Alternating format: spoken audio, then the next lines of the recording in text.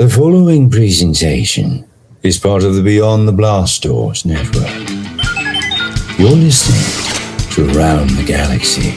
This is Pete Fletzer. On this episode of Around the Galaxy, we're talking to Robbie Fox of Barstool Sports. Join us as we talk about meeting Mark Hamill, navigating social media, and what we want to see in Mandalorian Season 2. So strap yourselves in, relax, and enjoy this journey around the galaxy.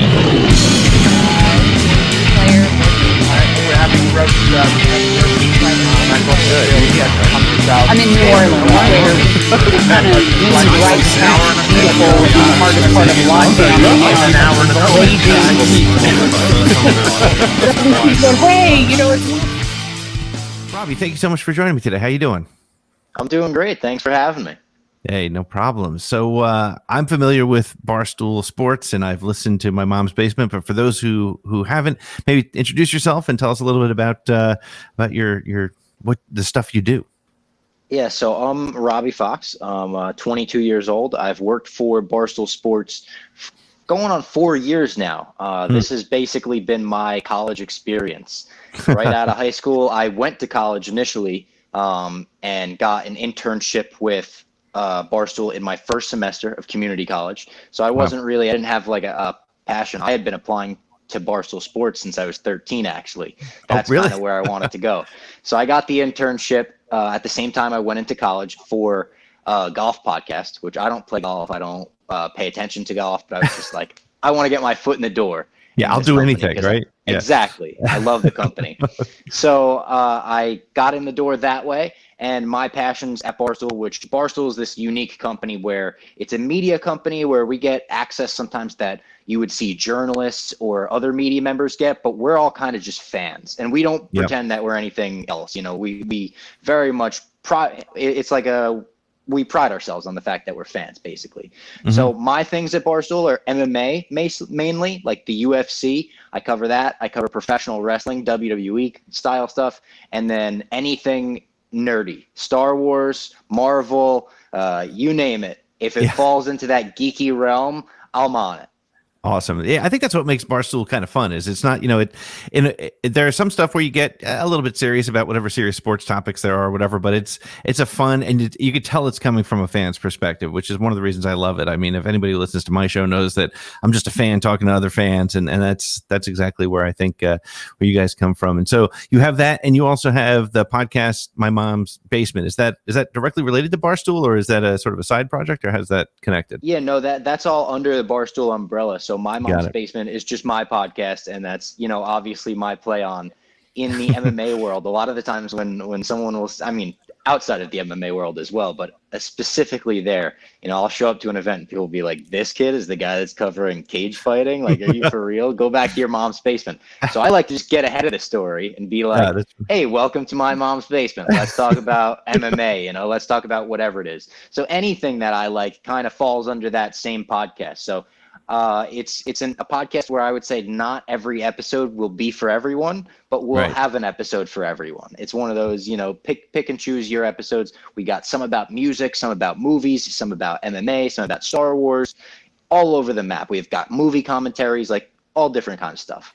That's really cool. It's funny. It caught my attention because this is no joke. When I saw that back, I'm going to say 15 plus years ago, I was doing a web development strategy, and there was another guy there. And I've been a nerd my whole life. I saw Star Wars when I was 7 years old in the movie theaters, right? So you can do the math, you can figure out my age on that. But I used to have like a Darth Vader helmet and a C-3PO head on my desk. And there was this other guy who was a super nerd too. And we talked about, this was before the internet was really taking off, and we're like, we should start a website and call it Mom's Basement, and we never did it, and I really wish we did. But then when I saw that was your podcast name, I was like, oh, somebody got it. It's awesome. So you know what, there's another podcast too that is like, mine is My Mom's Basement, and I know one started after mine, but they had the name before mine because they came after me or whatever. That's just Mom's Basement, and they cover I think that's like esports, I'm pretty sure, like the MLG gaming type stuff, which I was like, hey, the more the merrier. I don't think there's going to be any confusion there, but it's a good name. Listen, as nerds, we got to embrace it. We got to get right out in front of the story. I mean, talk about Star Wars fan. I get right out in front of it with my look at that, man. Look at I've got the tattoo there. Wow. All right, Ned. So I got to ask you: do you call that the Vader saber, the Rey saber, the Skywalker saber, the Luke saber? How do you refer to that beautiful saber on your arm there? See, I look at it as like the Empire Strikes Back saber, but I would probably call it the Skywalker saber. Just because it's been through all three trilogies. I'm a guy, which maybe I'll catch some flack for this early, who loves all three trilogies. You know, I'm a sequel trilogy guy through and through and all that. So, I would say Skywalker Saber. But I know there's a lot of people that are like, it's Anakin Saber, MF. Well, you know, it's funny too, because you're right. That saber is so. I will admit, I mean, I'm with you. I think there's some great things about it. I love the all three trilogies. And when I first saw it advertised as Rey's saber, like I'm not too proud to admit, I was like, oh, that's a little bizarre, but I get it. I mean, for the sequel trilogy, it was her saber, right? But that's cool. So I love hearing that you're a fan of all the trilogies, especially because you're coming from a very different sort of entree into the series than I am. Tell me a little bit about how you got into Star Wars, what some of your first exposure was to the saga. So I've been a Star Wars fan literally as long as I could ever remember. I don't remember a time in my life where I didn't absolutely love Star Wars. And I've got videos like on my Instagram. I posted a few around the time Rise of Skywalker was coming out, of like me opening like my first R2-D2 as like a 2 or 3 year old, and me opening a new lightsaber. And it's like amazing to look back and be like, oh my God, it's, you know, we still have this stuff. Yeah. But my brother was my exposure to it. So I've got a brother that's 12 years older than me. And shout out to Mike. And he just always raised me on everything that he loved. So it was rock and roll, it was Star Wars, it was pro wrestling. Like that was like our holy trinity. We didn't need anything else in the world other than those three things. So I think he got onto it from our uncles and stuff from the 97 re-release.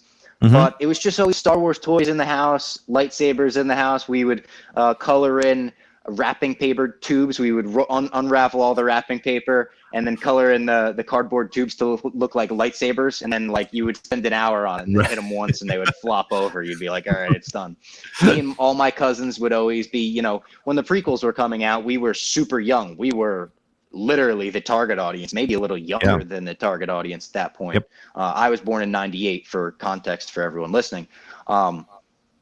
So like episode 2, episode 1, like Qui-Gon was my guy. I thought the green lightsaber was the coolest thing. The Duel of the Fates, I probably made my poor grandmother watch 1,000 times, just like in the living room, recreating it and all that kind of stuff. So, and then the sequel trilogy for me is like, it feels like my trilogy in a weird way because I got to experience the whole thing. I got to experience the hype of it getting announced, the anticipation, the premiere night. Like I remember I was on the New Jersey 12 News and they were like, look, people are in line early. And I was like me, and I was, you know, front row for The Force Awakens.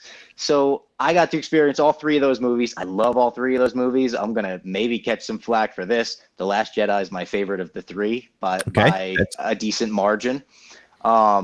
And it was just a cool experience for me, especially like I got to cover some of it through Barstool. So I got to go to Celebration and make videos where like I was with Star Wars fans and I got to experience some of the like promotional stuff. So all that stuff is just like good memories for me already looking back at the trilogy, even though it just wrapped up. It's just like almost already nostalgic. It's funny because I think you could almost say there's a similar parallel because I was working with Lucasfilm and Star Wars Galaxy during the prequels. So I went to all the New York premieres of the prequel films and got to experience that again as a fan. And, you know, even though I was 7 when I saw the film, I don't really remember much of my life before Star Wars. So it's always been there. I've always had the figures and things like that. Totally. And it's always been there. So I mean, that's something. Tell me a little bit about that because I know the feeling of suddenly being thrust into it with press credentials, right? What's that like? I mean, all of us as fans, I think all the fans who you know are involved in the Twitter world and all those things, we all want to be there when that happens. And you've been there, and I've been there. Tell me a little bit about some of your favorite experiences from that perspective. So this is going to be an offshoot story before I get to like the press story, but through Barstool, like the coolest thing that's ever happened to me because of that is I made friends with someone named Jeff Lowe, who now works at Barstool. He hosts Lights Camera Barstool, our movie podcast. But I met him at a time where he was working at Good Morning America as their social media person. And we met at Star Wars Celebration, just as fans. And we got to talking on Twitter, and we were just we're still very similar in our Star Wars fandom. Our, rankings of the movies kind of align very similarly, and the way we look at things is similar. So we got to talking through that, and he hit me up right before The Last Jedi came out and said, hey man, Mark Hamill's going to be on the show. I can get you a guest spot if you'd like to come just be in the audience for it. And I said, oh my God, are you kidding me? Be in the presence of Luke Skywalker. Yes, absolutely. Without question, if you can get me in the building, I will be there. And it just so happened I had the appointment for this tattoo booked before that had even taken place, a few days before. Kind of bizarre, but I was like, maybe it's a sign, right? It's the Force. So get the tattoo, whatever, don't think much of it. I go to Good Morning America for that taping. And right after Mark Hamill's interview, which went great, Jeff kind of calls me over. He's like, come over really quickly, come on. And he introduces me to Mark Hamill. Oh, wow. And it was something out of a movie where it got all glossy-eyed, the clouds parted ways, and it was the heavens. It was Luke Skywalker in front of me. And the first thing he said, he looked down at my tattoo and he goes, oh my God, that's amazing. And he grabbed my arm and he goes, let's take a picture. And he kind of threw it up like that. And it's my Twitter picture. It'll be my Twitter picture until, the day I die, I think. I don't think I'll ever take a better picture than that in my life. But that was the coolest thing that ever happened to me through kind of the Barstool connection. And then I've gotten to go to Celebration twice. I went in Orlando and I went in Chicago. Both times they were, gracious enough to grant us press credentials and let us make videos and kind of wacky stuff like that. Didn't really interview anyone. We kind of kept to ourselves and talked to fans more than celebrities or actors that were in the films or anything like that.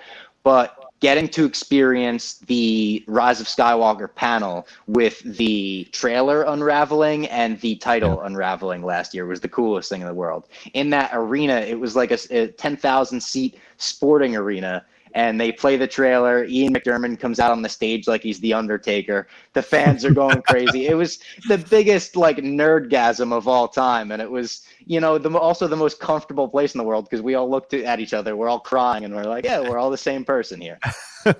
That's amazing. I've said this a couple times on the show. I've actually not been to a celebration. In fact, next week I was supposed to be going. It's my daughter's birthday. We were going to be going, and of course, hey, for whatever reasons, it is what it is, and and it's unfortunate, but I will go, and I cannot wait because there's everything that I've heard and everybody I've spoken to talks about how, and you use the word sort of like it's it's kind of like a safe place. It's a comfortable place because you're all that tight, you're all that person, and it's it must be amazing to share that experience with everybody. It's the friendliest environment you'll ever see. It reminds me of going into a jujitsu gym, which might sound weird because it's fighting and but jujitsu they call the gentle martial art, and everyone's so welcoming and everyone's so, oh, hi, how are you? Where are you from? And Star Wars Celebration is just the exact same way. And it's my favorite place in the world. I call it my happy place, kidding around. But for real, it kind of is. It's just awesome. That's fantastic. And so I hate to ask, but you're active on Twitter, obviously. How come that doesn't necessarily translate, or how do you make sure that it translates for yourself in the Twitter world? Because there's a lot of bizarre ugliness happening, and I tend to always end up talking a little bit about it on the show here. But how do you deal with that, or do you just ignore it, or do you ever? Because I know sometimes you have some pretty interesting and fun hot takes on Barstool with some of your thinking. But do you engage with that, or do you, or is it a necessary part of the conversation? Because in a way, it keeps, if everybody was like, yes, I loved The Last Jedi, and everybody just kept it there, it would be kind of a dull place to be. But tell me a little bit about how you handle it.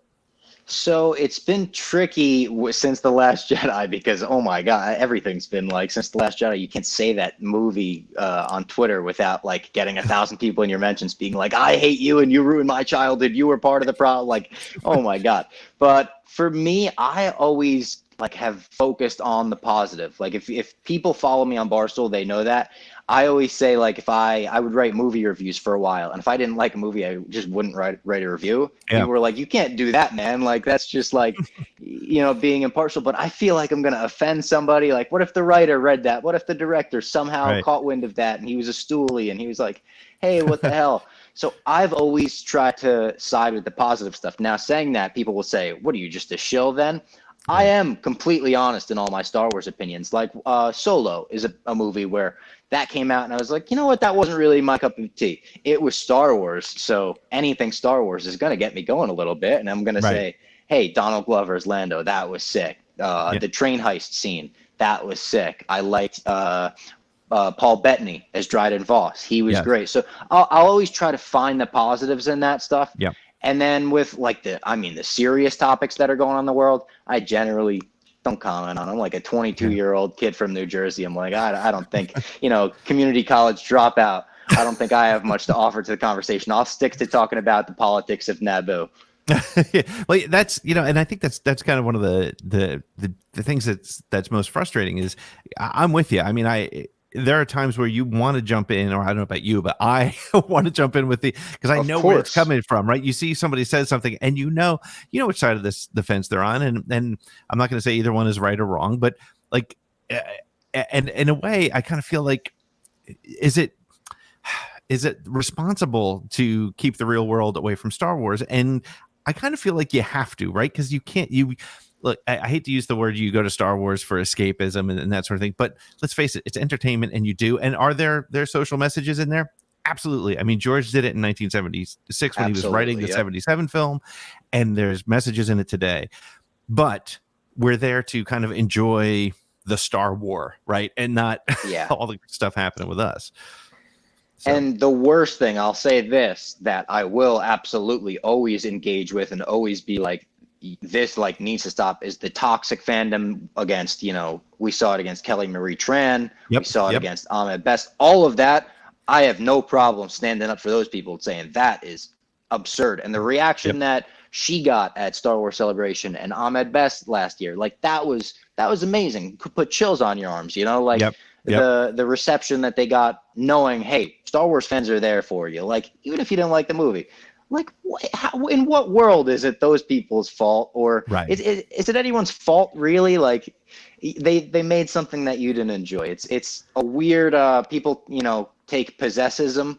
Is that even a word? I don't know. They're very possessive, at least, over the Star Wars films. Right. And that I'm always like, I kind of just enjoy. I take in the Star Wars movies for what they are. And don't get me wrong, I grew up with the prequels, but now I look back at those as like a stoner, and I'm like, these are the most entertaining movies in the world to watch because they're not very good. But I'll always find the things that I like about them. I'll find the things I legitimately love, and I'll find the things that I ironically love. I don't like sand. Like, that's laugh out loud comedy every time I see it now. The weird scene where he feeds her a pear and it's like the gross CGI going into her mouth. Hysterical. Like, so I always try to find the positives, even in the Star Wars movies that I don't love. Yeah, and I think that, and that's, I used the word shill before, and that's really very funny because that's the automatic sort of knee-jerk reaction from people who don't understand. Like, you can be positive. Look, there's 11 theatrical released Star Wars films. One of them is going to be number 11, and one of them is going to be number 1. But at the end of the day, I like them all, and there's something in every single one of them. And I'm not a Disney shill by definition. Like, I don't get mailed stuff. I don't get free passes to things.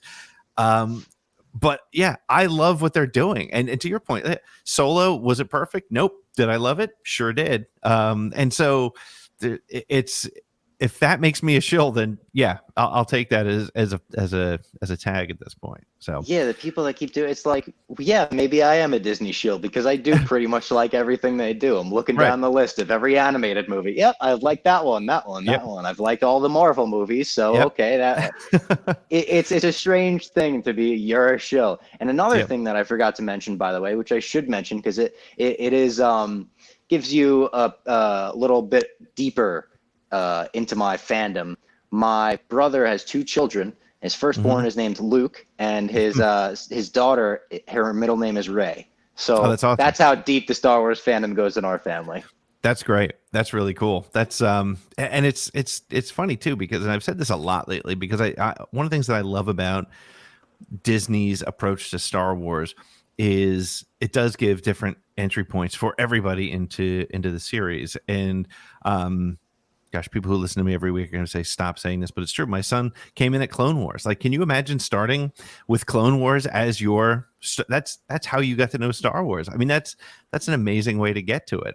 And yeah, absolutely. That's something that we're showing Luke right now, is like, he got into it through the movies, but now he's getting into Clone Wars, and it's like, he has this entire series to go through that just exists. It's not something that's, coming out, it's the new thing. No, that's Star Wars for him. That's as much Star Wars as the movies are. It's very interesting, the new generation. And God, I mean, the Mandalorian, look at that. Like, that's for the next generation. That's going to be Star Wars as much as the movies are, more than ever. Yep. So let's talk about that, because you cover a little bit of everything about Star Wars on Barstool, and there's hopefully, I mean, allegedly, by the time this drops next week after we talk, allegedly a Mandalorian trailer might be out. Hopefully, might drop during the Lakers game. They're saying, who knows, whatever.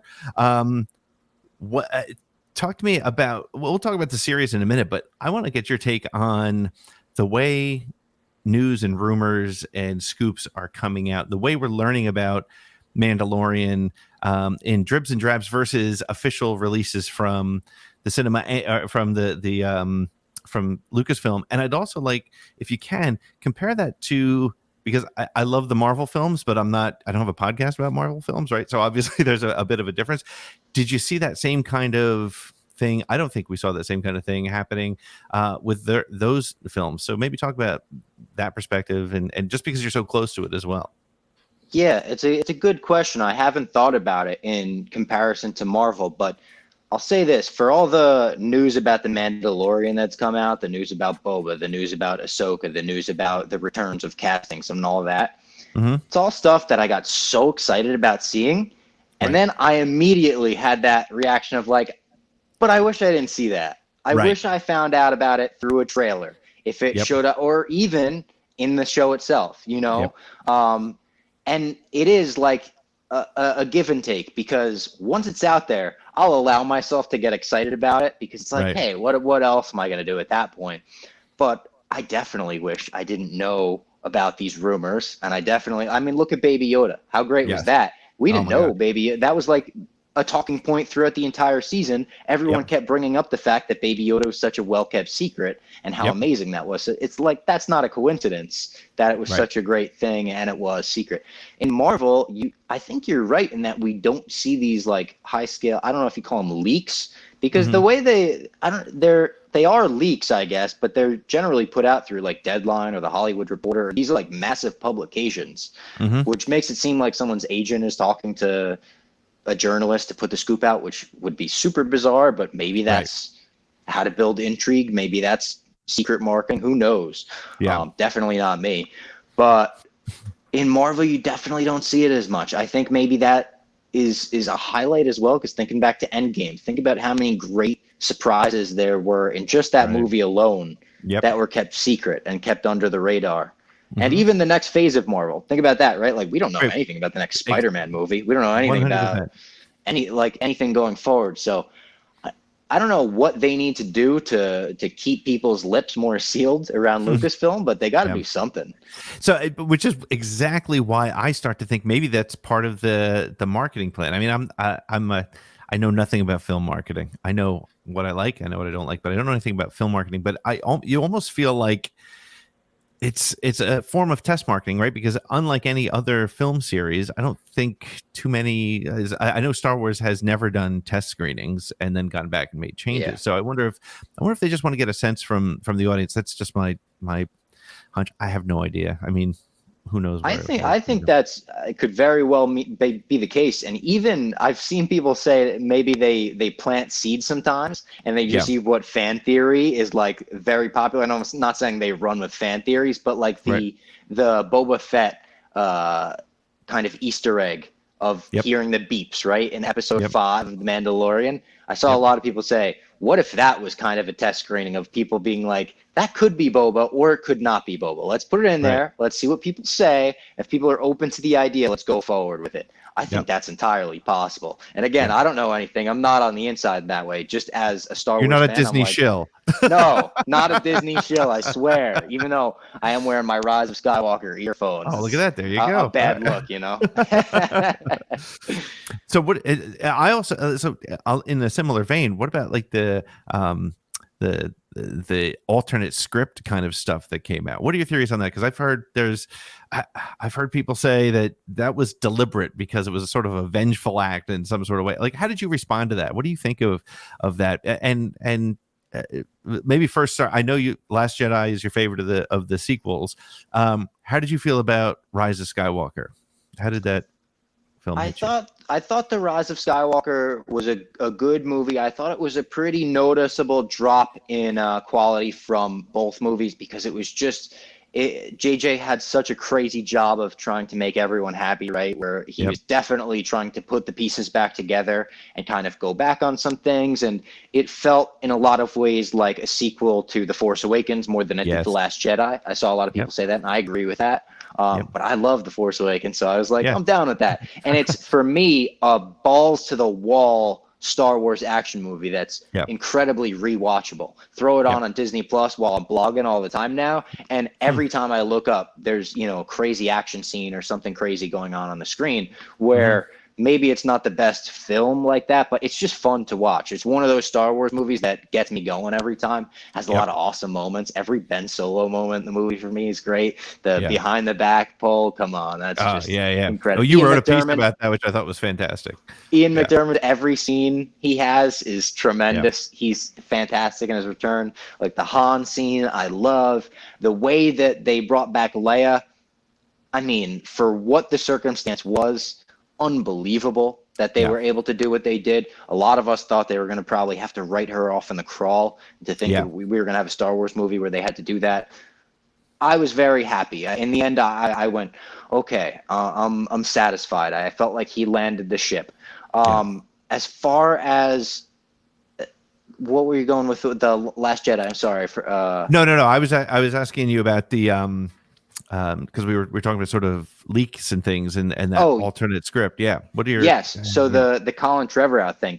I thought that might have been deliberate after it came out and all the theories came out, because we're in a world where the Snyder cut has been, such a crazy thing, and there was such a fan cry rally behind that, where when Rise of Skywalker came out and it got a lot of lukewarm reaction and reviews and people said it's a jumbled mess and all that, I think, maybe it wasn't Colin Trevorrow, but it was maybe in someone in his camp that still felt, hey, we were going to make a better Star Wars movie, and they went and made this pile of junk, and they didn't like it or whatever, and they decided, let's put our script out there. I read the summaries, and I found it incredibly fascinating as a Star Wars fan that likes the behind-the-scenes stuff, likes the concept art, and I have all the concept art books. That's kind of my favorite stuff, the reused Ralph McQuarrie stuff from all throughout the years. Like, so as that kind of Star Wars fan, I was like, I was incredibly intrigued by the entire thing. No, and I think that's a good way to look at it. It's sort of like, this is where it could have gone. It's sort of like, the original Star Killer story that Lucas had written, right? I mean, if it went that direction, we're talking a different movie. We're talking a different franchise altogether. So I mean, I think it's definitely a fair thing. You mentioned Snyder Cut, and that's I'd love your thoughts on the slippery slope that creates. How do you feel about them going forward and allowing him to release that through HBO Max, I guess it is? I'm happy to see it. I'm not one of these guys that was like, release the Snyder. I wasn't rallying for it necessarily. I'm people call me a DCEU apologist all the time, because I think all the movies are generally like fine until the third act or something. Yeah, in the third act, they look like CGI madness. Like CGI, yes, exactly. Yep. It's a jumbled mess of CGI. Suicide Squad is the worst example, in the world, or the best example, but the worst case of that. Even Wonder Woman, which is maybe my favorite, I would say, of the DCEU movies. By the end, I was like, okay, we're still going with the CGI big monster at the end. Okay. So I think they're probably on the right path. I'm excited for the Christopher Reeves Batman movie, and I'm excited to see Zack Snyder's cut of Justice League. But it is a slippery slope, because I saw some people tweeting hashtag release the Ayer cut of Suicide Squad, and I was like, there's just no way there's a much better cut of that movie that exists. There's just no way. There's no way in my mind. So I'm one of these, but I'm also a guy that loves the Donner cut of Superman 2. So I'm like, if that cut exists, I like the director's cut of Daredevil, which is an obscure one. People are like, Ben Affleck Daredevil. But if you go back, the director's cut has a little more violence, a little less romance, and it's just a different vibe. So, if it works, it works. And I'm excited to watch, especially that they're saying like 75% of the movie is going to be new. I'm shocked. That's shocking. And as a film fan, I'm excited to see how Joss Whedon put together his version of the movie with 25% of the movie that was already filmed. Like, I'm excited to see how the puzzle piece was put together. Yeah. I think you're right. It'll be an interesting study in film. I think you see things even like, and this is a weird example to use, but I think it fits, and especially in the Star Wars world, for people who we deserve this, or we should have gotten that. And that's a phrase. Whenever I see a tweet that starts with "we were robbed" or something, I'm like, no, you weren't. It was a filmmaker's decision. But the example I talk about sometimes with friends is the Sonic the Hedgehog thing, right? When that first Sonic came out, God, I will admit that thing freaked me out. It did, with the human teeth. No, it was weird. But they fixed it, and actually, it's not a terrible movie. I mean, I have a 7-year-old that likes it, so that's probably where my head's at. I don't know that I would like it myself, but I enjoy it, but it was the right thing to do to respond to the fans there. But we are in this sort of world where people have this very demanding thing. This is really a scary, not scary, but very difficult time to be a filmmaker, I would think.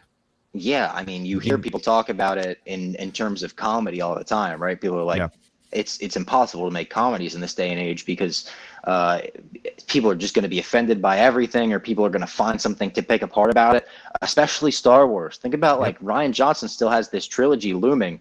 Imagine being him and just feeling the pressure of that. He says all the time he loves the Star Wars fans, but just you have to know as a human, like there are these toxic people that are going to hate it no matter what. They're going to have an agenda to come after him. They're going to say nasty stuff to him no matter what. They're not going to give it a chance. Whereas like I'll come at it if you want to give the guy that made my least favorite movie in the world a Star Wars movie, do it. Sure. It's another Star Wars movie. So I'm never going to complain about more Star Wars. If I don't like it, I don't like it. So I'm fine with that. Like that's not an issue to me. Yeah. And I think it's a very weak take for people to say that it ruined the other movies for them, because it didn't. It can't, right? It can't. I use the example. These movies didn't exist. Like the original trilogy is what the original trilogy is. Right. The example I use all the time is I didn't like the last 2 or 3 Metallica albums, but I'm always going to have Master of Puppets. I'm always going to have Injustice for All. Like I'm always going to have those, and I don't have to love the new stuff. And I think we need to kind of get back to that. Otherwise, to your point, I think entertainers, whether it's directors or writers, you're gonna get gun shy, and we're gonna lose great opportunities. Like Taika Waititi doing Star Wars, I think that's an amazing call. I can't wait to see, because people often forget, and I think Ragnarok. This is quickly becoming a superhero podcast, David. That's okay. I think Ragnarok was a fantastic bridge for the Thor character to get him to be able to work in the Galaxy Guardians of the Galaxy group by adding that humor. And Taika did it in a way that was so great. And people forget that Star Wars, some of the best parts of Star Wars are the funny parts. 100%. You go back and like I always remember when the Star Wars films were re-released, and I took my dad instead of him taking me, and I saw it in a theater with people, and C-3PO says, "Curse my metal body, they're dying," and people laughed at that scene, right? The trash compactor scene. We all laughed in the audience. Now we all seen it on our couch for the last 30 years at that time, and we're like, oh, that was funny. But when you see it in a theater, you remember that humor is where it's at, and Taika has that ability to take things, and Jojo Rabbit is how you can find humor in Nazi Germany is that's brilliance. And I hope he doesn't get gun shy. I hope he doesn't feel the pressure and kind of walk away from it. Although he did some great things with Mandalorian.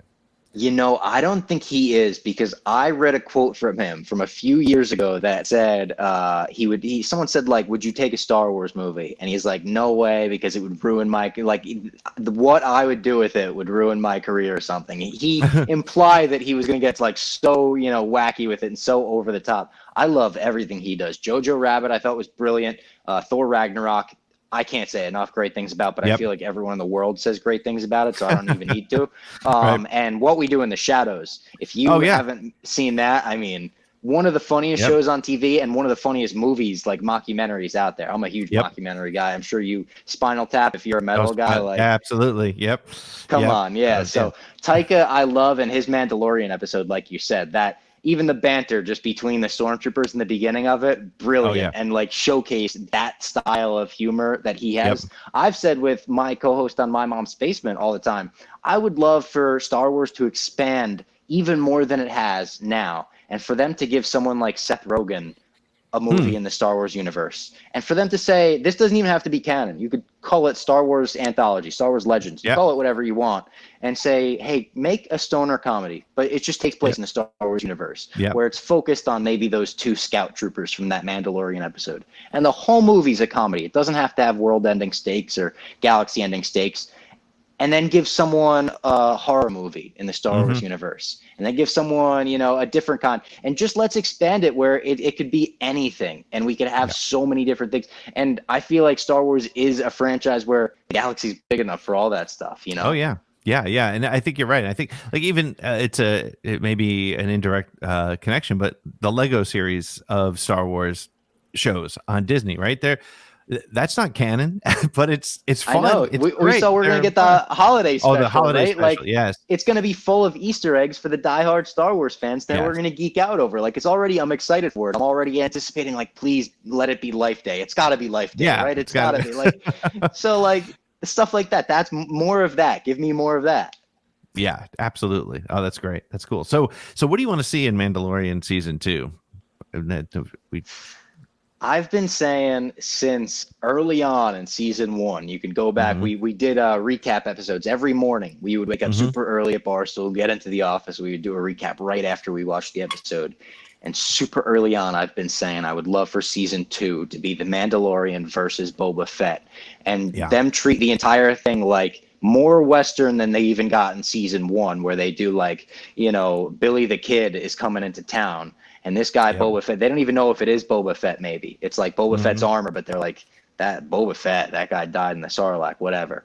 However you treat it that way, I want to see more of that. And also, this is maybe a weird, just strange aesthetic request. But I want to see the Mandalorian start to paint his armor to match Baby Yoda. I want it to be a nice lime green. Look at him that. And the child matched. Yeah. I think that would be pretty cool. I think the more his armor evolves, kind of Iron Man style. Like I kind of looked at it like that in the beginning, where he had a janky set of armor, and then he got the nice shiny silver set, and then, all right, let's give this thing a paint job.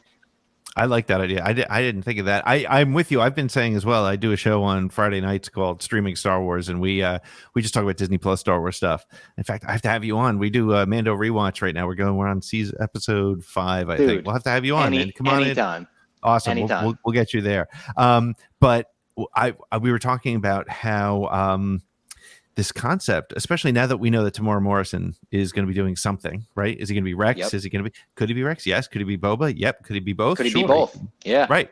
And I would love to see either as a direct connection, because Mandalorian, I'm about to totally geek out, but it's a Star Wars podcast, so let's do this. We've had this question as to whether or not Boba Fett was truly Mandalorian or not, right? Was Jango Fett Mandalorian? They never really George always kind of dodged around it. They never really gave the answer. So that concept of what makes somebody Mandalorian, because we know Din is at least rescued by Mandalorians. So yes, kind of adopted Mandalorian. Right. So imagine the two of them kind of getting together. And then I would love to see Rex meet Boba Fett, the only true child of Jango Fett, and all the clones. I mean, imagine that that's such a cool concept, right? You just put chills on my arms talking about that, for real. Yeah. So that's the kind of stuff that I'm with you. I want to see that. But what's amazing is I also give me 8 solid Baby Yoda episodes, right? And yes, they're gonna as much Baby Yoda as you could give me, shove them down my throat. I'll take them. I'm still waiting on I ordered the $400 Baby Yoda when they put it on sale. I'm still waiting on it. But we haven't even mentioned, like, the Mandalorian is such an amazing show. We haven't even mentioned we're gonna find out what's happened to the Darksaber since Clone Wars and Rebels. Like that. Give me more Gus Fring in Star Wars. Like, just an unbelievable another fold that we're gonna have, where this guy who knows that Cara Dune is from Alderaan, he knows the name of Din Djarin, right? He knows all this stuff about our main characters. Give me more him. Give me, and he's teasing it. Giancarlo Esposito has said, like, he goes to town with that saber. So, oh my God, give me some of that too. I can't wait. Now, how do you feel? So you're a Clone Wars fan. So how do you feel about seeing Ahsoka in real life? And how do you feel about Rosario Dawson as Ahsoka? I am a huge Rosario Dawson fan. So as a Jersey kid, I'm a huge Kevin way Smith back to guy. Clerks, right? And way back to Clerks. Yes, I love. So I'm all in. And she's also been saying for years that she wanted to play this character. Yes. And my biggest thing is, if you put true passion behind what you're doing in Star Wars, like, I'm going to support you no matter what. If it comes from a place of love, and obviously it does with her. So I think it's a great fit. I think it's a great look too. You've seen, like, I'm sure the Photoshops that fans have done and stuff where they'll put the paint on her and it looks pretty good. Yeah. I love the fact that the character has gotten as much shine as she has, especially with the final season of the Clone Wars, right? Yeah. With all the troopers painting their helmets to match her paint. Just tremendous. So, like, it's a character that also George Lucas created. So it's kind of a nice thing that he's going to get to see come to fruition. I just saw a quote from him where he said he loves watching The Mandalorian as a fan. Like, he said it's the first time where he feels like he could truly take, like, a deep breath and just watch Star Wars as a fan. And I'm excited for him to get to see a character that he created and then Dave Filoni very much molded into this one of the greatest characters in all of the Star Wars universe, reach live action. And if the rumors are true that this might be some kind of tentpole to launch her own spin-off solo Disney Plus series, all for that. Yep, 100%. And like you said, there's we're saying the same things. I love hearing it because that's what I said about Rosario. There's people who, like, it's got to be Ashley. Well, I love Ashley. Her voice and her spirit is in Ahsoka.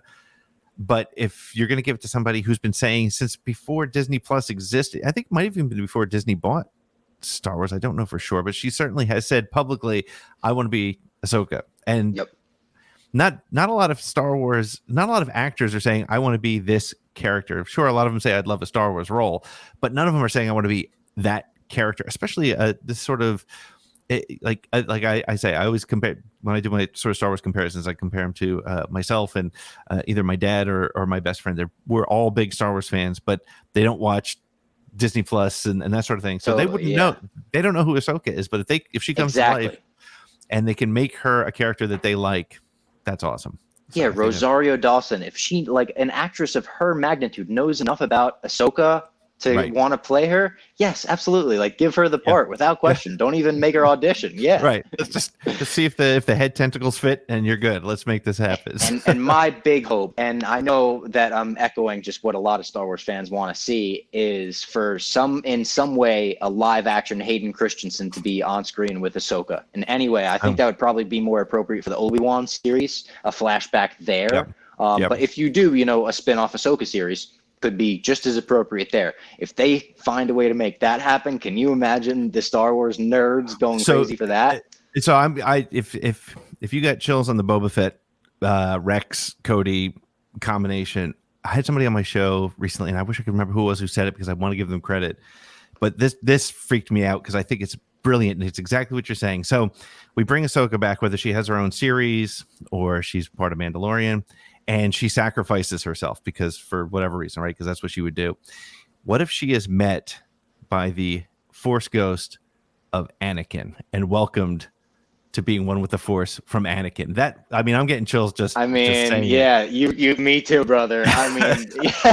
And that's the way to make that happen. Gives you a chance to make it Rosario as well. You don't have to do a younger Ahsoka but I also have a casting for younger Ahsoka, Sarah Hyland, by the way. Look at pictures of Sarah Hyland, Ahsoka. I think she's kind of got the same facial structure, but I like that idea a lot. And you could also have her meet. I mean, in that case, you could also have Yoda standing in the background. You could have Obi-Wan standing in the background. Mace stand. You could just have them have that conversation. But wow, that would be awesome. I mean, I'm all for if you could bring Hayden back. I think the time is right. Since you're bringing Ewan back now, you're doing his series. Like, let's make things right again, as they said in The Force Awakens. Isn't it funny how? Like I Ken Napzok, I don't know if you listen to him at all, and he calls himself. He's been on my podcast. Okay, yeah, he's awesome. He's been a guest on my show as well. Guy. He calls himself a reformed prequelist, and that's what I call myself. Because I will admit, when I walked out of the premiere in New York City of Phantom Menace, I'd be lying if I said I loved that movie when I walked out. And now I look back at those, and it's funny because Hayden, people were like, "Oh my God, he was cardboard in episode 2 and 3, and now we want him back." And totally, everyone's kind of 100%. I don't know one person who's like, "Nah, we don't want him back." No, we want him back somehow. Anyway, let's see what we can do with him. It's like the Steve Bartman, to make a sports reference. Everyone was like, we were too hard on him. We were doing it too hard. Let him throw out the first pitch. Let him throw out the first pitch of the game. Yeah. Exactly. Oh, that's cool. All right. Well, I'm going to have you come back on Streaming Star Wars, and I know that I promised you I'd keep you on a certain amount of time. So I want to get to my 10 question segment with you, and maybe we'll just have to have you back another time. So this has been a blast so far, but here's the 10 questions. It's sort of like the Inside the Actors Studio. There's no wrong answers. And if you want to expand on an answer, absolutely enjoy it, have fun with it. And some of them are short responses though as well. So we'll start with the first question, which is, what is your favorite Star Wars movie, TV show, or book? This one's easy for me. I feel like it's probably the same answer most people have, but it is my favorite movie of all time. It's The Empire Strikes Back. It's the movie that I had written on my name tag at AMC Theaters when I worked there for a brief stint in high school. You know, they put the little favorite movie on there. Yep. Empire is a movie that I've watched 1,000 times. It's a movie that I might put on tonight just because we talked about it. It's one of those things. You mention it and it's like, man, I could watch the Battle of Hoth right now. I could quote it from start to finish. It's perfect in every way. The comedy in it is amazing. Talk about Star Wars comedy, like the George Lucas, Larry Kasdan combo of comedy there. One of my favorite lines is when Lando comes in to greet Han and Leia, and he looks at the C-3PO and he's just absolutely fried. And he said, "Problem with your droid?" And Han's so just like, "You're talking to my lady." He's like, no problem. Carry on. It's got that. It's got my favorite underrated moment in all of Star Wars, which is when the door opens and they're sabotaged. Our heroes are sabotaged and Darth Vader's standing at the end of that dinner table. My favorite underrated moment is Han Solo, my guy, immediately takes that blaster out and fires like 5 shots at Darth Vader. Doesn't hesitate. That doesn't get mentioned enough as just an awesome, badass moment. The "I love you, I know" is the best romantic moment in all of Star Wars. The lightsaber fight between Luke and Vader is my favorite lightsaber fight in all of Star Wars. Doesn't get more dramatic and emotional than that, right? And then look at just "That is why you fail." Yoda lifting the X-wing out of the water on Dagobah. It's Empire Strikes Back without a shadow of a doubt. You know, my favorite movie ever. It's mine as well. And I just recently tweeted my favorite movie from each of the sequels, and I picked Empire because it was when we expanded the universe. Right, up until then, it was a very compact little story about a farm boy who beats the big bad Empire, and then you don't even know the Force could move things till Empire. Correct. I mean, I wrote on my website, I wrote a sort of a tongue-in-cheek review of The Empire Strikes Back, written as they would write a review today, and that whole thing, all of a sudden amazing. You can move things with a light. With the dude, Force. I've thought the exact same thing. I've looked at the new movies, or the new movies, and then the old movies through that lens. Yeah, and we've talked about that. Like, we should write a review one day like that. So it's amazing that you did that. I'll send you a link. It's a lot of fun. I need to read that. Yeah. That's cool. All right. So I have to ask the opposite question, which is, what's your least favorite Star Wars movie, TV show, or book? This is an interesting one because, like I said, I'm generally very positive. I generally find the positives in a lot of Star Wars things. So I don't have an answer off the top of my head. I'll say this, and I think it's just because it's my least favorite movie, so it sticks out, and it would be Solo, and I find it to be the least rewatchable movie for me. And it's because it took a few things. First of all, I didn't want the movie to get made, so I came at it from a sense of like hesitation immediately, because I was like, I'm one of those guys that was just like, I'd rather just see Harrison Ford play Han Solo, and if not for him, you could leave the character alone. I thought the guy that played him, Alden Reich, I always pronounce that name Ehrenreich. horribly, but I thought he did a decent job. I didn't think he was horrible. I thought the movie was fine. I would actually call it good. And if they wanted to do a sequel series with Donald Glover, I would be down for it. And I've watched Solo a bunch of times. There's a lot of stuff I like about it. But the one thing I don't like is that it felt like it checked too many boxes of like, hey, let's explain this, let's explain this, let's explain this. And it went too far for me when they did the what's your name? Yeah. And he was like, Han. And he's like, where do you come from? And he's like, I don't have a family. And he's like, Han Solo, eh? Yeah. And then it's like this guy went by that for the rest of his entire that him kind of becoming responsible for the Rebel Alliance in the end. I just didn't love a few things about it, so I'd probably say Solo. That's fair. That's fair. As Jason Fry said on my show, it's your 11th favorite Star Wars film. So it's, exactly, and it's a movie that I'll rewatch and enjoy every time I put it on. And I'm glad. I'd like to hearing you say that you're basing it on rewatchability, because that's why I don't. That's why for me it's Attack of the Clones, because of all the movies, that's probably the one that I grab least to watch. Doesn't mean I don't like it, but slightly above Solo, but not by much. I always when people talk about the prequels and people always say the Phantom Menace, the worst. I always think the Phantom Menace is by a margin better than Attack of the Clones. Yeah, I agree with you on that 100%. All right, so next question is: would you consider yourself an Imperial or a Rebel? I mean, does any more need to even be said? It's the Rebel Alliance for life. Rebel scum until the day I die. That's great. Yeah, I mean, it's proof. You don't have the Vader tattoo. You got the Luke tattoo, or the Skywalker tattoo. So cool. Yeah. All right. What is your favorite Star Wars sound effect? Great question. Wow.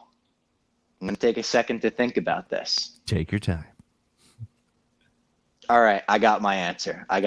So I have an answer, and then I'm going to give a Rise of Skywalker answer, because I thought the sound design in the Rise of Skywalker was brilliant, and there's a moment in there where the Emperor gets all the power from Rey and Kylo, and he shoots lightning into the sky, and it kind of just sounds like they overload the speakers. Coolest sound ever in the theater, though. Very, very dope.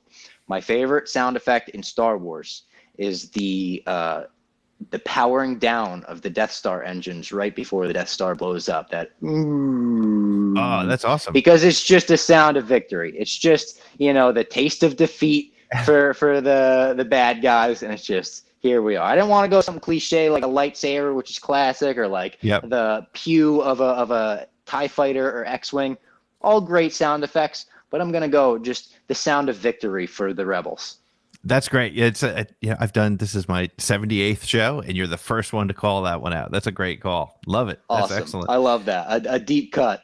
Yeah, absolutely. And that's so cool. That's a great one. All right. So who's your favorite droid, R2, 3PO, or BB-8?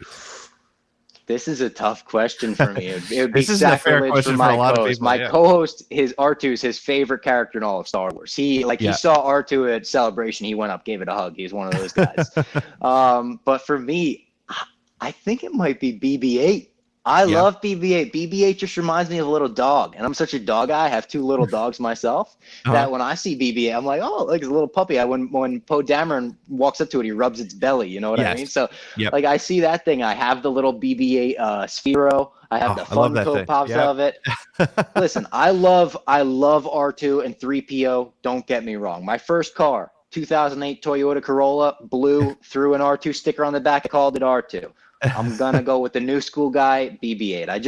I gotta go with him. But I think your points about Poe's relationship with him are so important too, because I just noticed I was watching Last Jedi again the other day, because that is among my favorite Star Wars movies as well.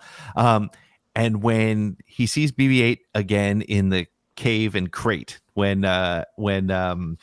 Finn and Rose crash land. Yep. He rubs his belly like you would Runs your dog. up to him, scratches its belly. Yeah. It's so great. It's awesome. So and even in Rise of Skywalker, like when he shows up on what is it? Not Kamiji. It's the Rebel base planet, wherever it was, Algin Kloss or whatever it was. Yep. He shows up on that, and Rey's asking about the Falcon, and he's immediately, "What'd you do to my droid? What'd you do to BB-8?" He's looking at him, and just that whole relationship. I love it. It reminds me like me looking at my dog. Like if anyone mistreated my dog, I'd be like, "What did you do to my little dog?" So I'm gonna go BB-8.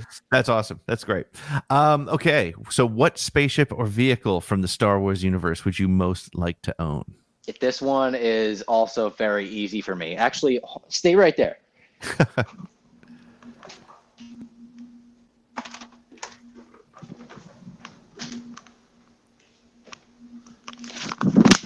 He's back. He's got the X-Wing pilot helmet on. There it is. Yes. I have It would definitely be an X-Wing. It would definitely be an X-Wing. I have that same helmet, like just out of reach over on the side here. That's great.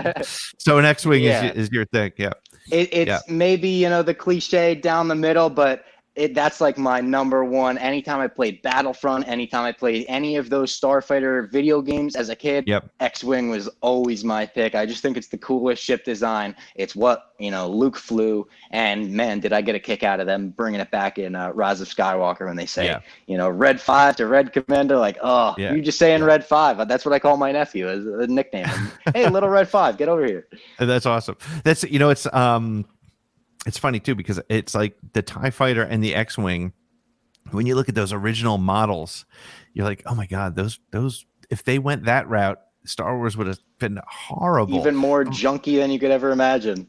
But they look so real, like they could actually work, like they could fly. And you're right. It's such an iconic vehicle. It's really great. So.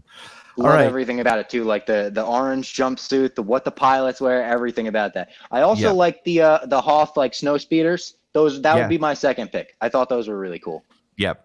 And I remember as a kid going and seeing Empire Strikes Back for the first time, and just I made that connection between they're still wearing the same pilot uniform, but they're getting into a different ship. But the ships are just as they're gray and streaky and beat up. Pretty. And there was my guest last week mentioned that that's what makes the Rebel Alliance so cool is they all have the orange jumpsuits, but they all have different helmets. They all have their own personality. Whereas the Empire, they're all just flat black all the way through, or glossy black all the way through, and everyone has their own helmet design, their little markings. Yeah, absolutely. Even the stripes on the X-Wings, and it's like fighter pilots, right? They all have their own helmets and stuff. So that stuff is awesome. That's very good. All right, so you got to pick one of these: Porg, Ewok, or Jar Jar Binks. Who's your favorite? It's gonna be. I mean, it's definitely between an Ewok and a Porg, because they're just adorable. Like I'm a guy. You give me a cute, cuddly thing, I'm gonna go for that. I love the Porgs. The Porgs are pretty sweet. But I'm gonna go with a classic. I'm gonna go with Ewok. Shout out to Warwick Davis. He was maybe the guy I geeked out over the most at Celebration. I didn't even meet him. I just saw him on his Segway going through the Celebration floor. I just screamed to him, "Warwick, I love you." I was that guy. But I'm going to go with an Ewok, and I'm going to pitch you a comedy right here, Star Wars comedy. What if we just remake Ted, but Ted is an Ewok this time? And you put it on Endor, and you put the same writing team behind it. Shout out Alex Sulkin, Seth MacFarlane, all those guys. And we do Wicket. Just like a wise ass Ewok, just I like it. Give him the masshole accent, all that stuff. Yeah, you get Seth MacFarlane's voice coming out of Wicket would be so. All right, if anybody's listening to this, they got to go and they got to make a video of that. Just go and mash them up. Let's see a Ted Ewok mashup. Yeah, all right, him talking to Leia. Somehow make his voice come out in those scenes. That would be great. All right.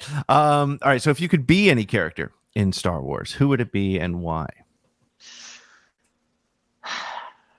It's a good question. It's a very good question. Realistically, I would be such a low pressure character. I would be a background character that you would never even hear about, because I got anxiety and I wouldn't be able to deal with any of the stuff the main characters deal with. Right. But who I would like to be is Han. Nobody's cooler than Han. I'm a Luke guy through and through, right? I love Luke. He's my hero. Right. Han's the guy you want to be. Han's as cool as it gets. The shrug, the way he shoots Greedo under the table. Han shot first. Don't get me wrong. And by the way, if we're gonna rally behind any cut of any movie to get released, can we not rally behind theatrical cuts of these movies to get released? Like, I know we have for years, but let's put the force we put behind that. Let's get a hashtag or something like the release the Snyder cut. I want the theatrical versions of the movies, or at least some version that has, not McClunky in it. Yeah. Well, let's get, there's no reason why Disney Plus can't do that. And by the way, I just got, I feel like I'm really behind, but I just got a 4K television for my family room. And I went all in. It's a 75 inch. It's ridiculous. Oh, nice.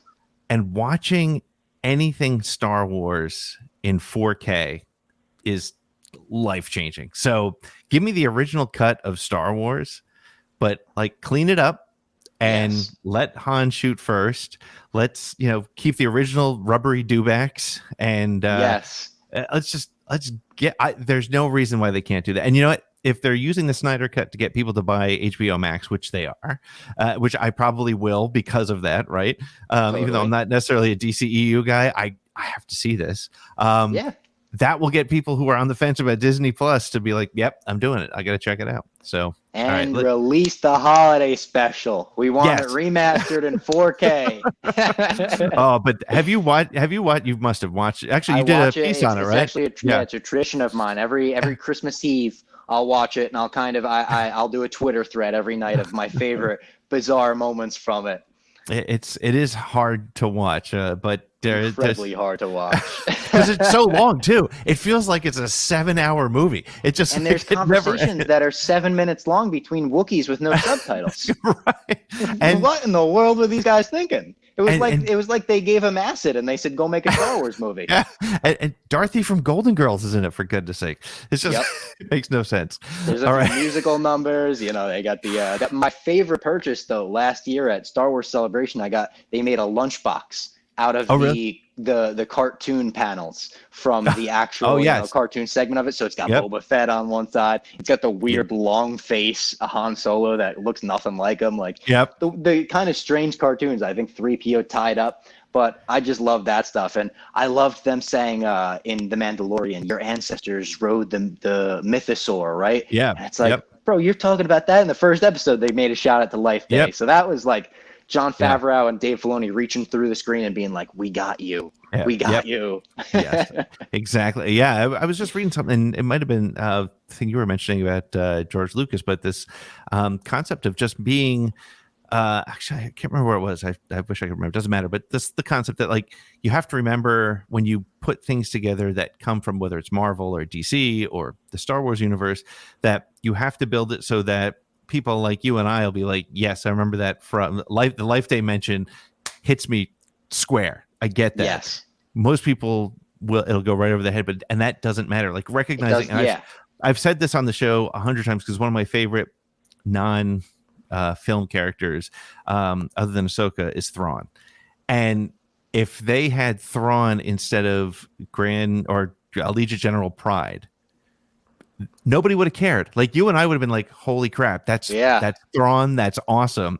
Whereas my dad and my best friend would be like, the blue guy was pretty cool. Like, and perfect, that's all, right? You just had to paint the guy blue. I mean, we could probably make a cut of that ourselves. We could just go over with highlighter and make Richard E. Grant, And Richard E. Grant would have been a cool Thrawn, a cool older Thrawn. He would have been real good, yeah. Did you see the Celebration poster, though? It looked like they just took an old picture of Pierce Brosnan and they colored him blue. And good casting, too. When I saw that picture, I thought, okay, we're getting Thrawn in Rise of Skywalker. It's going to be Pierce Brosnan. But they didn't do it. But no, it's just the artist was like, I don't know, Pierce. He's a good reference. Nobody will pick up on this. Yeah, everybody immediately Star Wars fans, that microanalyze everything. He didn't know who he was dealing with. Right. All right. So, what's your favorite trilogy? I feel this is going to be a tough question for you because is it originals, prequels? No, it's not. Okay. No, this one's so easy for me. It's the originals. The originals, I feel like I rewatch once a month. And I'll never get tired of them. Love all three. Incredibly with all my heart. They bring me so much joy. Like anytime I'm having a bad day, I could put on any one of those movies and the day doesn't end so harshly. I would say sequels probably after that, which I know some people would be like, oh my God, you grew up with the prequels, you traitor. And then prequels. But yeah, just right now I feel the sequels are more rewatchable for me. I love so many of the action sequences and the sequels are just tremendous. The fight against the Praetorian Guards in Last Jedi, that whole thing. I love the Rey versus Kylo Ren fight in Force Awakens. I felt like that was such a perfect blend between the prequel style of flashy, go, here's all the time, all the action, and then the originals, which was a lot of emotionally driven. That moment in the middle of the lightsaber battle where Kylo Ren knocks down Finn, and then he calls to the lightsaber, goes into Rey's arms. That might be the best moment any lightsaber fight ever. Yeah. So I would say originals, sequels, prequels, but the originals is far and away. Those will be my favorite. That'll be my favorite trilogy till the day I die. Excellent. That's fair. Great. All right. So the last question is this: what is your favorite Star Wars quote? Ooh, this is a tough one. I mean, there's just 1,000, more than 1,000. What will I go with here? And I don't want to use a cliche one either, because I think some quotes every day in my life. I think do or do not, there is no try. That's one of those that goes through your mind every day. If you're a Star Wars fan, that's just ingrained in you. Yep. That is why you fail. One of those things in your mind.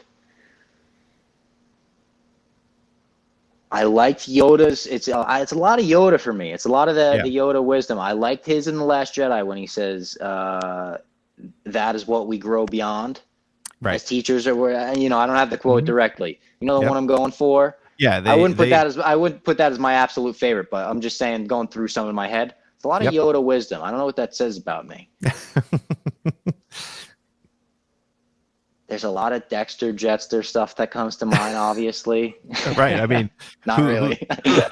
Who doesn't have Dexter Jetster as their life coach? You know what I'm gonna go with, and man, this is gonna be, people are gonna be like, you're picking a fucking quote from The Last Jedi. I hate you. I'm gonna go with Mark Hamill, Luke Skywalker's amazing monologue to Kylo Ren at the end of that movie on Crate, where he says, amazing. Every word you just said is wrong. I will not be the last Jedi. The whole thing that ends with that, where he says, today the rebellion is reborn. And they cut to all of these montages of Rey lifting the rocks and the rebels kind of with hope in their eyes and these glimmers of hope. And just, it's Luke Skywalker being everything that I ever envisioned he would be. I hesitate to say you would ever envision him to be, because people would be like, I didn't envision that. They ruined his character. That's not my Luke Skywalker. Exactly. But for me, it was like, oh my God, he's Yoda in this moment. He's being Yoda. He's not hurting anybody. He's delaying things. He's using the Force in the truest sense of the Force ever. And this kid, he probably wouldn't hurt this kid. His nephew? No. Yeah. All the people that said, why would Luke stand over him with the lightsaber, right? It's like, well, in the end, he went back on that moment of that lapse in judgment, as he called it. Yep. So I would say my favorite Star Wars quote is when he says, amazing. Every word you just said is wrong. I will not be the last Jedi. That puts chills in my arms. So my favorite shot in all of Star Wars, which I swear one day I'm going to get like a nice canvas printed of it, is that shot from behind him where all the ATs are lined up and he's just standing before him. What am I going to do? Go stand down the First Order with my laser sword? Yeah. And there he is doing it and standing there and with the sunset behind him on Crate. I think that's one of the most beautiful shots, if not the most beautiful shot in the entire franchise. Yeah, it's funny. We talked a little bit about it earlier, and that's sort of where some of those kind of really, to me, I hate to say it this way, but kind of just really goofy, stupid arguments to say what you wanted to see from Luke. It's exactly, they're always like, I want to see him. That's exactly what he did, and he did it by embodying both Obi-Wan and Yoda from a spiritual and philosophical standpoint. And the thing, this is something that's been in the front of my mind, because honestly, when I saw Last Jedi, I was like, would Luke really attack his nephew? and he didn't do it. And I think the thing that reminded me that it's so actually a realistic sort of thing for that character to do is he almost did the same thing to his father, right? He was double-handed hacking at Darth Vader and was like, wait a minute, I've gone too far. And I've seen the people have lined the shots up, right? On Twitter, you see sometimes they compare them, and it's like Rian Johnson knew what he was doing there. Oh, Rian Johnson was brilliant. Literally the exact same way as that scene. Yes. Shot for shot, it's that scene.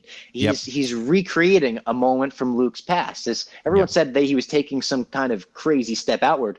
And another thing is like, wait a minute, if the prequels, let's just say in this fantasy world, were released before the originals, and the originals were sequels to the prequels, would everyone say they ruined Obi-Wan and Yoda's characters, right? Would everyone say you made them recluses? You didn't let them have a crazy lightsaber fight in the end? That's not what Jedi are about. Like, clearly in the Star Wars universe, they all kind of follow the same formula towards the end. At least these vast, big Jedi, the main ones. We're talking Luke, we're talking Yoda, Obi-Wan. They all followed the same formula. And that death he had, where it was filled with peace and purpose, they called it. Man, as a Luke Skywalker fan, like, that was like, I cried tears of almost joy hearing that. Like, that's the death that they gave this amazing character, is he got to save and keep the Rebel Alliance alive and die full of peace and purpose without hurting anyone in the process. That's beautiful. That's what I want out of Star Wars. So I could see how some people would say, I wish he was actually on Crate and sliced down the legs of all the AT-ATs with a lightsaber. That's your version of The Last Jedi. I'm sorry that you didn't get what you wanted, but for me, The Last Jedi is the one I keep going back to, because every time I watch that finishing sequence, I still get choked up in it, you know? 100%. It's such, and Rian Johnson as a filmmaker, I started to watch Last Jedi a little bit differently even after I saw Knives Out, because now I see the way the man makes movies, right? And this is he really brought something very special to Star Wars that I've said it before, is I think what some of the challenge people have with it is every other Star Wars movie deals with galactic consequences. It's the Emperor versus the galaxy. And this was Luke dealing with himself. This was Rey and Ben figuring each other out and dealing with what that means. And the rebellion was super small and it was very focused, and it was dealing with, even Poe's story, and people love to talk about the Haldo relationship, but that was an important step. It's just like the Martez sisters in the Clone Wars series finale, or series, the season 7. That was important to Ahsoka's character. Without the Martez sisters, Ahsoka doesn't become Ahsoka. Without Haldo putting Poe in his place, he doesn't become the leader of this resistance. So such important and brilliant storytelling that is underappreciated. I really believe that. Yeah, and a lot of people had issues with, they said, oh my God, the whole story was the ship was running out of gas. And for me, I was like, oh, this is literally, it feels like almost a buffer period in the war where, yes, Luke gets to go find himself, and Rey gets to kind of discover things as a Jedi and discover herself along the way. And we get to see all the characters develop. And when Rian Johnson talks about, I'm sure you've seen the documentary that they made and put along with the DVD. So amazing. I mean, if anyone's listening to this podcast and they haven't seen it, go watch it tonight, because it's like maybe you'll watch the movie in a new light, because you'll see the love that it was made with and where he was coming from. But it was, he tried to put everyone in the hardest positions for their characters. He kept saying that. And that's what they did in Empire in a lot of ways. And he went even further with it, I would say, in The Last Jedi, because he split up the characters a little more, and he made it even darker in some ways. Like a lot of the Luke stuff, people have made parallels to depression and how people deal with trauma. And I think it worked in such a fascinating way as a guy who's dealt with depression myself. I look at Luke and I'm like, yeah, he came back from something unbelievable that he never thought he would inside himself. And that's inspiring to me. And when the broom kid picks up that broom at the end of the movie, it's like, okay, yes, I see exactly what he was going for with that entire movie. Yep. And you're right. And I think, and I haven't thought of it before until you said that, but I think that might be why there is such a, people take The Last Jedi so personally, because you can find something with every character in there, whether it's Rey trying to find herself, or Luke coming to terms with, where he is in his life, and or Poe thinking he's the heir apparent and he can do no wrong, but finds that he can. And so it's a very, very personal film, not just for the characters in the movie, but if you associate with any of those characters. And maybe that's why the Not My Luke Skywalker people had such a problem with it, because they don't want to see themselves that way. They don't. I mean, Luke was Quite questioning possibly everything, right? So yeah, I don't know. We'll never figure. That's not what we do. We don't figure those people out. But that's the Poe point, though. To your point, like by the time General Leia passes away in The Rise of Skywalker, and he has that moment where he doesn't know if he could do it, and he's over her body, and then he has the conversation with Billy D, and then he leads them into that final battle. It feels earned, and I think it feels earned because of The Last Jedi. Like, he went from, in The Force Awakens, that boneheaded pilot that's, let's blow things up, let's go in, guns blazing, head down, whatever happens. And by The Force Awakens, when he's leading his guys and, things start to go horribly, and he feels it, and he's like, oh my God, I let everyone down. And he's not, worried for himself. He's worried because he led everyone into disaster before he realizes, everyone showed up for them, which is an amazing moment in that movie, kind of the on your left moment. Yes. But it's just tremendous. Yeah. Wow. So Robbie, this was so much fun, man. Thank you so much for spending some time just geeking out about Star Wars. That's what the show's all about. And that's what I'm really glad I got the chance to talk to you about it. Tell people where they can follow you online and find your shows. Yeah, so I'm at Robbie Barstool on Twitter. I'm at that Robbie Fox on Instagram. It's Robbie with an IE, not a Y. And my podcast, My Mom's Basement, which, like I said, kind of covers a bunch of topics, nerdy stuff, Star Wars stuff, Marvel, and then also dives into the realm of UFC, professional wrestling, other movies, music, stuff like that. We've had like Danny Boyle has come on the show before, like weird out there. Leonard Skinner's been on the show, like as out there as you could imagine. So I think there's an episode for everybody. You can check that out on iTunes, Spotify, wherever podcasts are found. Awesome. Well, thanks, Robbie. I will definitely have you on again sometime. This was a lot of fun. Thank you so much. I would love to come on again. Likewise. Awesome. For over 40 years, Star Wars has been a part of our culture, a part of our lives, and a part of who we are. Now there's one place with something for every type of Star Wars fan, the Beyond the Blast Doors Network. From the latest in Star Wars news, a great day, an exciting day here on the YouTube channel, to collectibles. Oh, I'm jealous. Yeah, what do you beautiful. How much you want for it? Interviews with creators. If you want your book to feel necessary, it has to deliver some insight or some piece of information that you didn't get anywhere else. Famous fans. Yeah, and it's like all there's a yeah. That's great. Fan documentaries. This moment, like the Force awakened in Rey, but it also awakened something in me. And great conversation with casual and hardcore fans alike. I've seen a lot of things end up on the cutting room floor that I'm like, oh. The Beyond the Blast Doors Network was made for you. New content nearly every day of the week on video and podcast. There's something for every fan. Visit BeyondTheBlastDoors.com and on YouTube search Beyond the Blast Doors.